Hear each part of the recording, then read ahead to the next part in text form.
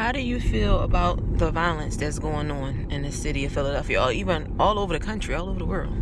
I feel like that we are all across the country, but even in Philadelphia, is that we're looking for rest inside of unrest. And what do I mean by that is that we're looking for rest from the mayors. We're looking for rest from the resources and politicians. And the only way we're going to really find rest is between one another, how we treat one another, how we talk to one another. And how I feel about the violence, I believe it all starts with our hearts, our words that we say to one another, and really feeling bad about the moms. That's what I feel bad about, is that these moms that we got to hear that they done shot my baby. Rather it's another male on the street that did that, or rather it's a police officer. We got to do a much better job without taking each other's lives, so we can show the moms that we do love them and that we do care.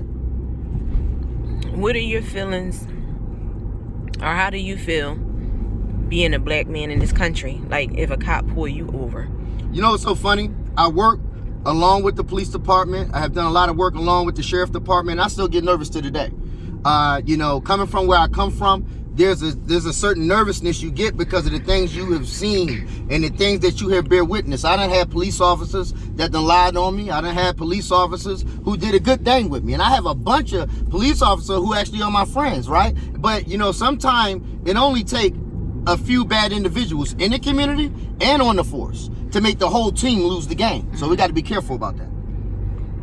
What do you think will help stop the violence? Us, our hearts is where the violence starts at.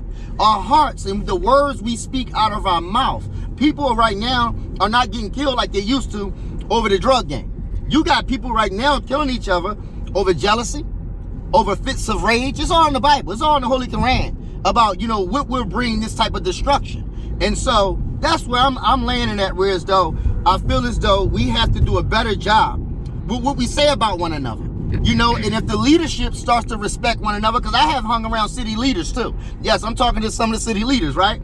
And it hurts my heart when they talk bad about one another. How can you expect the streets to respect one another when the leaders don't even respect one another? And so I feel like that we got to do is do a better job with loving one another on all levels, from the White House down to the corner. So I saw on the news that people were asking the mayor for $100 million to stop gun violence. Do you think that's gonna help? Well, we see what already happened with a lot of government money on the street already. You see that the violence is actually on the rise, and we have more money on the streets. But I will say is that we need to make sure that the people who have been doing a great job, the organizations have been doing a great job, those who have good ideas, that they do have resources that we can support them. But the biggest resource that you have to start with first is your passion. If you don't have the passion, you won't never get to the paycheck. How do I know that? Because one day the time was started from nothing. My father started off as a high school dropout, running off a death row and everything like that. Started off with nothing in his pocket. So you got to make sure you put the passion to love your people, the passion to save your people, the passion to feed your people before you get to the paycheck. But we definitely need resources. But you can have all the resources, but if you don't got the passion, you really got nothing. So what are you doing to try to help the young brothers out here, like, stay out of trouble? Right.